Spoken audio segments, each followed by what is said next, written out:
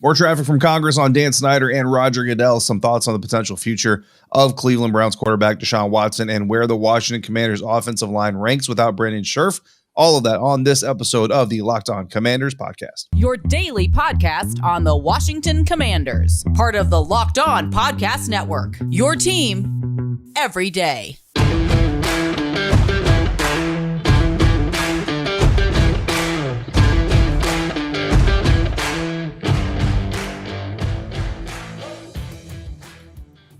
Welcome, Commanders fans, to the Locked On Commanders podcast, part of the Locked On Podcast Network. Your team every day. We are your daily podcast covering the Washington Commanders, and we are free and available on all platforms, including YouTube. And we thank you for making us your first listener, your first view every single day. And if you love the podcast, you're going to love this even more because now you can watch the Locked On Commanders podcast on the WUSA 9 Plus app.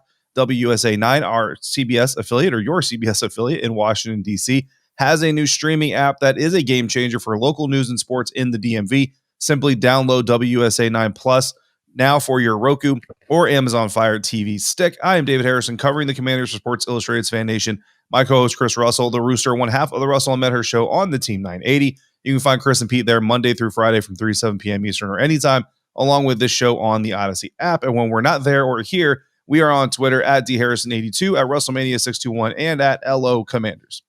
All right, David, thanks again for making us your first view or listen of the day. A happy Father's Day weekend, everybody out there. And today's episode of the Locked On Commanders podcast brought to you by our friends at BetOnline. BetOnline has you covered this season with more props, odds, and lines than ever before at BetOnline, where the game starts. So, David, is the custom for the Washington Commanders by any name, football team, Redskins, Walruses, whatever. There is never a dull moment. There is never a moment where you can let your guard down and just breathe. And Friday night at about 6 o'clock or so Eastern time, we found out that the House Oversight Committee on Reform is not just going to accept Dan Snyder's "no thanks, I'll see you guys on the other side" letter from earlier this week without a fight. And so what happened is Carolyn Maloney, who's the chairwoman of the HOC, basically wrote a letter to Dan Snyder's attorneys imploring him to reconsider his decision not to testify this upcoming Wednesday. And that was, of course, previously scheduled, previously invited. As you probably remember, everyone out there, Dan said he cited long-standing business conflicts or whatever the wording was. They gave him until 9 a.m. on Monday morning, which isn't a long time, but clearly Dan's side had to know that something like this was coming and that there's a matter of urgency because, again, the hearing is scheduled for this upcoming Wednesday at 10 a.m. David, how do we think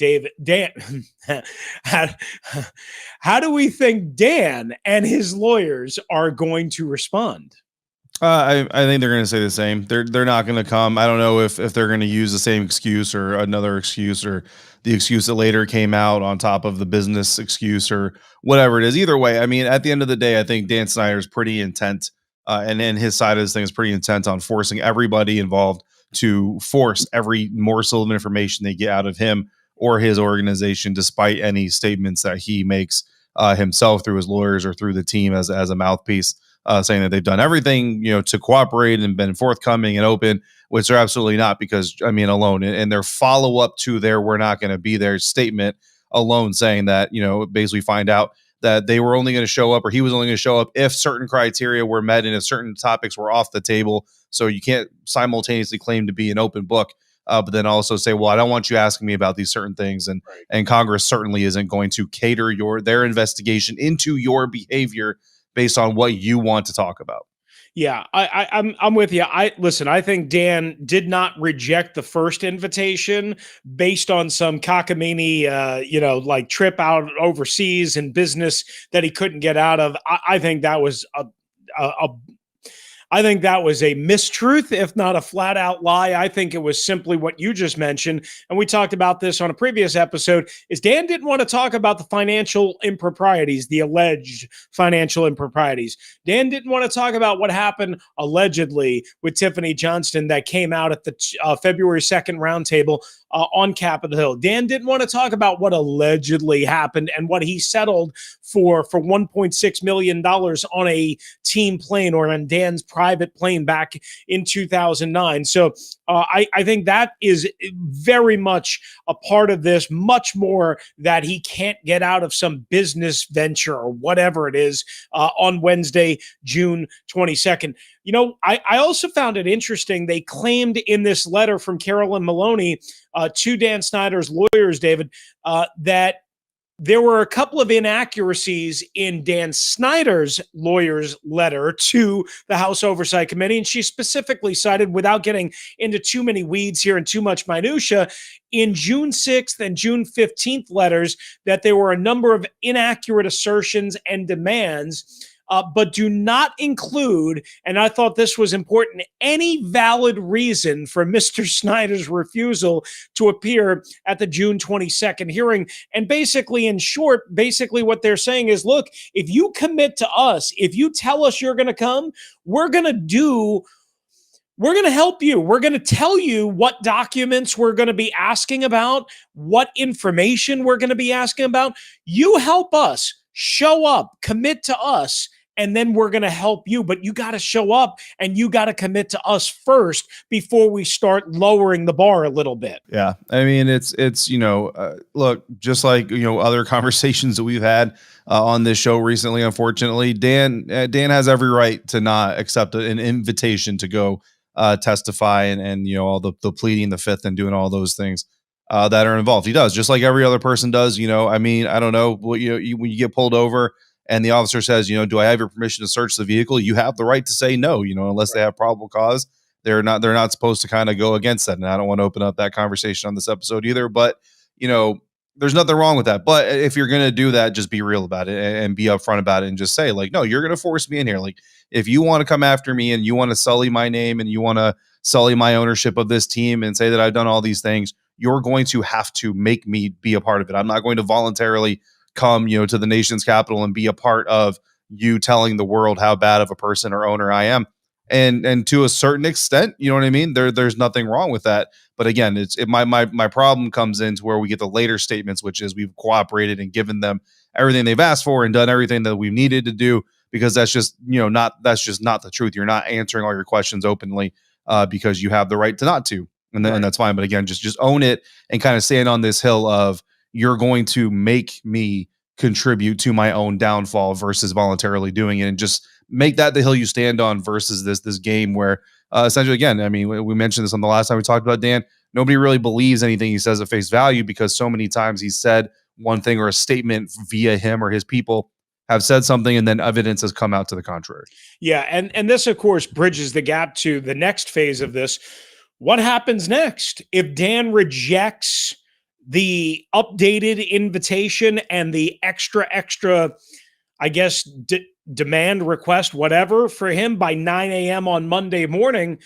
What happens what's the next step? Is it a subpoena for Wednesday? Is it a subpoena for the future? We don't know at this point, because it's pretty clear that, at least as of right now, Dan basically is going to come. If he's going to show up, it's going to be basically kicking and screaming that he doesn't want to be there, like you just basically described. So there could be another turn Monday afternoon or Monday morning at 10 a.m. We don't know, depending on when you're listening to this.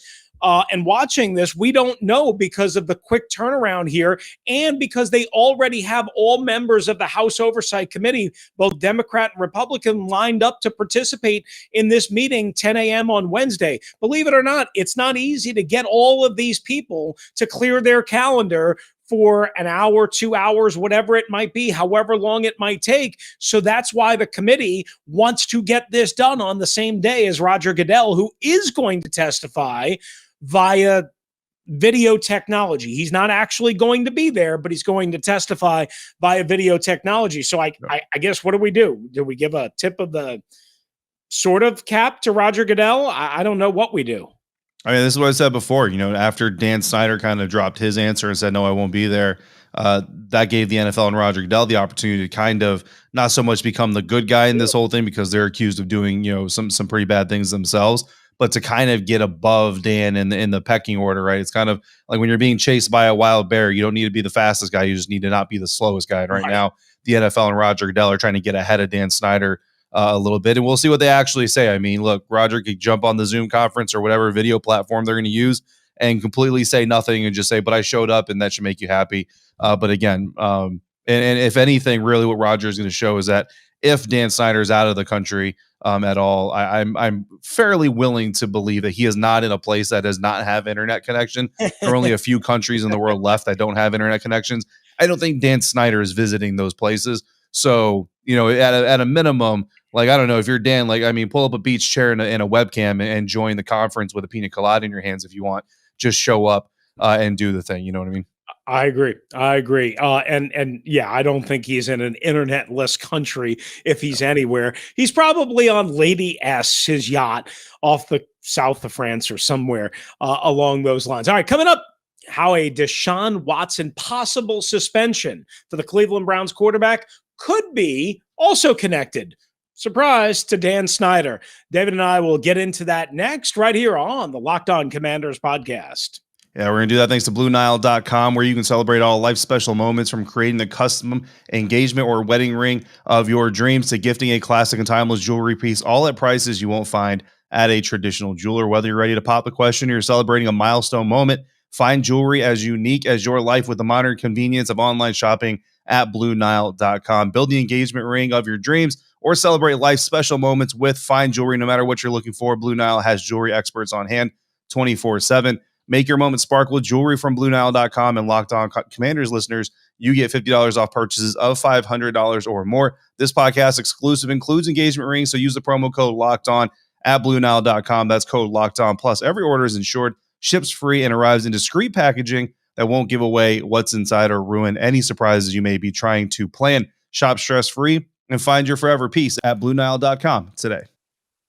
All right, the ultimate NBA mock draft started on June 16th. Over 50 insiders. Nothing equals the ultimate NBA mock draft. The Locked On NBA Big Board Draft Experts plus the Odyssey Insiders search ultimate NBA mock draft. And follow now so you don't miss a pick. Right here on the Locked On Commanders podcast. Again, we thank you for making us your first listen and or your first view if you're watching on YouTube of the day. All right, David. So the NFL could be about to take, according to multiple reports, Mark Maskey of the Washington Post reported this on Friday. Mike Florio has, of course, been involved heavily in this on Pro Football Talk. They could be about to take an unprecedented step in the Deshaun Watson matter, with some reports suggesting he could be suspended for an entire year. True or not, that, look, the timeline is still up in the air. I mean, some people believe it'll happen very soon. Some people believe it'll happen before training camp. But what I found it really interesting, on Thursday I read this. The NFLPA, as you would imagine, is getting ready to, launch an all-out defense of one of their members, and a high-profile member who has not been criminally charged. And I found it interesting because they're reportedly going to use the defense that Dan Snyder and Jerry Jones and Robert Kraft, for various incidents over the last couple of years, were all not suspended by the league for alleged and proven, in some cases, misbehavior by the league under the personal conduct policy, which calls for a higher standard among coaches and executives and ownership and league people and so on and so forth. So I ask you this: does the league have a problem when it comes to having not suspended Dan Snyder? And then you could throw Jerry Jones, you could throw Robert Kraft, but specifically Dan Snyder, when they fined him or the organization $10 million, didn't suspend Dan, said, yeah, he's not going to be around on a day-to-day basis, but he's allowed to go to games. And as a matter of fact, they clarified, they said he is not suspended. So they didn't suspend him. Does the league now have an issue when it comes to, oh, by the way, now we have to mete out punishment on Deshaun Watson when we didn't do it to these guys? I mean, the league has an issue where every time another one of these controversies comes up, it just comes more and more to light that the league is very much a do as we say, not as we do organization. That's the National Football League. And again, we've got to remind people, Roger Goodell works for the owners. Like the owners don't work for Roger Goodell. And I know the way you kind of look at things is like NFL's here, teams are here, coaches, players, all this other stuff. It's not. It's owners, Roger Goodell, and whatever entity or logo they're attached to just is kind of part of the fluff and the pomp and circumstance of it all. But make no mistake, Roger Goodell answers to the owners. So you're asking Roger Goodell to hand out punishment to the guys who are going to decide in a handful of years' time, per contract, whether or not he still has a job. And that's an impossible position to put anybody in. I would love for Roger Goodell to basically be the white knight and the bearer of moral and ethics and good business and come out there and publicly call out guys like Robert Kraft and publicly call out guys like Jerry Jones and Dan Snyder for what they're doing. But I can also sit here and say that I would estimate probably about 92% of the world's population in Roger Goodell's situation would do exactly what Roger Goodell does, which is do enough to try to show the public, hey, we take this seriously, but not so much that you're alienating every owner you need in your corner when it comes time to renew your contract. The system is broken. It's not even so much Roger. It's not so much. The owners definitely take advantage of it from time to time, I believe, but it's the system. And unless some mechanism kind of comes in and forces the system to change, which kind of goes against the whole theory of a free market and all this other stuff, there's not a whole lot you can do there. Now, players, the debate that I've seen on most social media platforms is equal treatment between players and owners. And what I will say is, I don't care what business you're in, that's not how this works. Like the CEO of AT&T can show up to work every day for a calendar year, and probably nothing is going to happen to that person. Whereas the person working in a phone bank shows up late 3 times in 1 week, you're probably out of a job. Like the difference between owner and employee, the treatment between the two, the standard of performance for all, it's always been different. It's always going to be different. I'm not even saying it's necessarily right. I'm just saying that's the way all businesses work in every facet of America, not just the National Football League. I think that's a really interesting and astute point, one that I didn't really think of when I was dealing with the processing of my thoughts on how, we all knew the NFLPA was not going to just go away quietly and that they're going to defend their guy. We know that, right? They absolutely should. That's what they're there for. Absolutely. Whether it's 4 games, 6 games, 8 games a year, whatever it might be. Listen, I hope Deshaun Watson is suspended for January 1st so the Washington Commanders don't have to face him in week 17 of the season, right? Because that could be a very, very, very critical game if things go well enough that the Commanders are in playoff positioning against the Cleveland Browns. That being said, David, I thought also about this angle. Remember that Papa John's Pizza, Papa John Schnattner guy that, is no longer in charge of that company. He's no longer the CEO, and how they tried to allegedly Dan and Jerry tried to get him to overthrow Roger Goodell back in 2017. And remember how upset Bob Kraft was after Deflategate and before the massage parlor in Florida stuff? Like, he was furious at Roger Goodell. So you have 3 owners right there that he didn't allegedly discipline, right? Right. That he gave maybe a slap on the wrist or didn't really do much at all. But all 3 of those guys were really, really upset at Roger Goodell. So to your point, kind of, is he works for them. And they are certainly Jerry Jones and Bob Kraft are 2 of the most influential big money movie shakers in the world. So maybe that's why he didn't do that. But now it puts him in a tenuous spot when it comes to Deshaun Watson. All of this stuff certainly going to be unraveled. One last thing that we had to get to on the politics end, and sorry, there's so much of it. And I'll just summarize this quickly. So we had 6 local members of Congress in the DMV area, including Jerry Connolly of Virginia, Eleanor Holmes Norton in DC, who was involved, of course, in the RFK Stadium site. They wrote a letter to Commissioner Goodell urging him to require Beth Wilkinson to, quote, release the results of the NFL commissioned report that she did. And I guess I just look at this as, of course, that's what they want. And of course, that's what should happen, David. But I don't know. At this point, it seems like pretty clear they're not going to be able to compel, at least the way I see it, unless there's a legal mechanism that I'm not aware of, basically a subpoena version to get that report released. I mean, honestly, that's like the knockout blow. You know what I mean? Like, this is a 3-2 count in this investigation. The NFL just needs to say, you know what? Let's just get Dan off the field. That's when they do it. That's when they come out and they find whatever legal loophole they need to find because these lawyers know what they're doing. And they say, okay, boom, here's how we release the information, or at least enough to put enough of a public spin on this thing to where the rest of the owners, Jerry Jones included, have no choice but to say, all right, Dan, that's it. It's enough. You're gone. We're moving past this. And then whoever comes in after you hopefully learns the lessons from you the way that David Tepper has from Jerry Richardson. That would make a lot of people, I think, ultimately happy to have some progress and, of course, to have Dan not in charge. All right, coming up next, yes, we're actually going to talk football. Where did the Commanders' offensive line rank among the 32 in the NFL? We will discuss. But first, we tell you about our friends at betonline.net. They are your number one source for all your betting needs and sports information. Find out all of the latest sports developments, league reviews, and news, including this year's Cup final in hockey and Major League Baseball. BetOnline is your continued source for all of your sporting wagering information, including live betting, esports, and scores. And BetOnline remains the best spot for all of your sports scores, podcasts, and news this season. BetOnline is just the fastest and easiest way to check in on all your favorite sports and events, including MMA, boxing, and golf. Head to the website today. Use your mobile device to learn more about the trends and the action at BetOnline, where the game starts. Final segment here on this episode of the Locked On Commanders podcast. And Chris, we are going to talk some football rankings. There was one more point I wanted to make about the whole Deshaun Watson situation, and really it kind of branches off into a totally different conversation. That is the collective bargaining agreement between the NFLPA, which represents the players, and the National Football League itself. And I kind of go back to what Tom Brady said when this most recent collective bargaining agreement was agreed to. And basically what it is Tom, and I'm paraphrasing here, basically said the NFL owners just got more money. They got more revenue.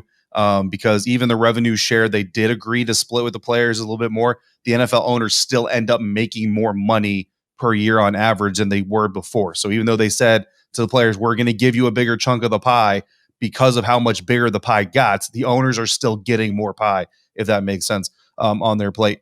So the owners got that. They got the extra playoff team. They got the extra regular season game. And the players essentially got a little bit of a larger share of profit sharing. They got to wear single digit numbers, and they got to smoke a little bit more weed. And Tom Brady pulled no punches and literally, and I'm not quoting the entire thing, but he called the players stupid. Okay. Like the words dumb, I think is the word that he used. When you look at these things, you talk about guaranteed money in contracts, and you talk about what the NFL has the power to do and how they can suspend and all these things. In a court of law, in criminal law, we get a jury of our peers if we want it to judge us and to pass judgment on what our punishment should be.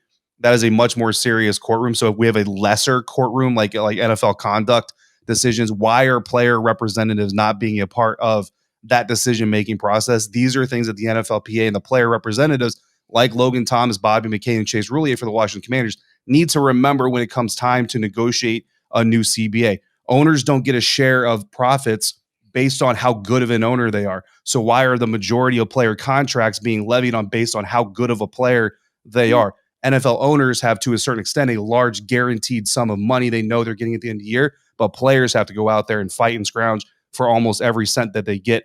These are things that need to come up in the CBA. That's what will fix these things. Roger Goodell and the owners are not just going to willingly change these things over. Interesting perspective. All right, I like that. So one thing we wanted to get into before we wrap up this show, yes, actually some football discussion, because ultimately that's what we want to do, but we're prevented from doing that by the powers that be. David, the 33rd team, which is a great think tank, it's led and founded by Mike Tannenbaum, who, of course, former Jets general manager, former Dolphins executive under Bill Parcells, and has worked with Bill Belichick, so on and so forth. And he started this group, and Mike Solari is a longtime NFL offensive line coach, and he works for him. And he did this piece that I found, and basically it was called, tiering the offensive lines in the NFL in 2022. And what they did was they grouped offensive line units, starting units, into different tiers. And there were 7 total tiers. And if I asked you without looking at it, where the Commanders finished or were tiered, A, do you know? And B, if you know, were you surprised? I know because it's in the script. I was surprised. Yeah, yes, it is. Yes, it is in the script. I wasn't sure. I wasn't Yeah, sure if you had that's why I gave you the extra option because I right. didn't want to blindside you, even though I did. Yeah, I mean, honestly, given 7 tiers to rank these teams in, I would probably expect the Commanders to be probably about 4 or 5, right? You're like Okay. you're basically right there somewhere kind of in the middle because Brandon Scherf, the loss of Brandon Scherf, I mean, you and I have kind of agreed here on the show. We don't think that's as huge a loss as a lot of people are kind of putting it with name value, but people out on the outside do kind of give that a little bit of name value. And there's some young names, there's some new names. Chase Roulier coming off of injury, hopefully for we'll be back for week 1, like you said, but we don't know, and all these things. So there's just when you have a 5-man group who has to dance in tandem, and you've got so many new pieces, and then a piece that's not even going to be there for the majority of those new pieces getting acclimated to the team. I could see somebody putting them about mid-level. So I was actually pleasantly surprised to see where they were actually ranked. Yeah, so they were ranked in the third tier. You said you kind of expected initially fourth or fifth tier. Yeah. I think this is about where, honestly, maybe four, but I wasn't terribly shocked by three. And they were grouped with a couple of interesting teams. First and most Mhm. notably, the Dallas Cowboys. And then also the defending Super Bowl champion, the Los Angeles Rams. Now, the Rams obviously lose their starting left tackle in Andrew Whitworth to free agency, but also the Green Bay Packers, the LA Chargers, and there was one other team as well in the New England Patriots involved in that as well. I Yeah. guess I would ask it this way. You mentioned Brandon Sheriff. Clearly, we've covered that. You just mentioned it. Eric Flowers is kind of a forgotten person, too. Now, they did replace him True. with Andrew Norwell and a former 5-time Pro Bowler in Trey Turner, who you and I got to talk to a little bit earlier this week. I think they'll be okay at the guard position. I don't know if they'll be as good. But for me, this offensive line success and growth and stability is going to come down to, can Sam Cosmi stay on the field? He missed a lot of games Yeah. last year. You mentioned Chase Roulier. Can he come back? He says he's hoping for week 1, but we obviously don't know. And is he going to be as good as he was? And now Charles Leno is a little bit banged up going into this last part of the offseason. So I don't know. All of a sudden, I guess I probably have maybe some more questions Yeah. now than maybe I did a month ago or even a week ago.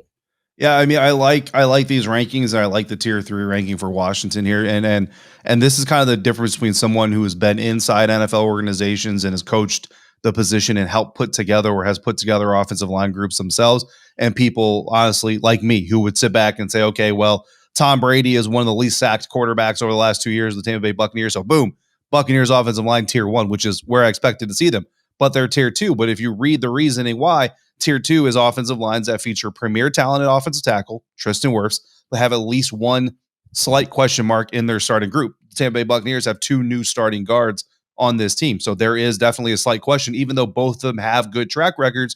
You have a slight question. So I like where that's put because these tiers aren't being based off of, well, Tom Brady wasn't sacked in 2021 because the 2021 offensive line is not stepping on the field in 2022. And then the Washington Commanders, basically, they fall into this one major question mark on their offensive line, or a team that has solid talent across the board but no superstars.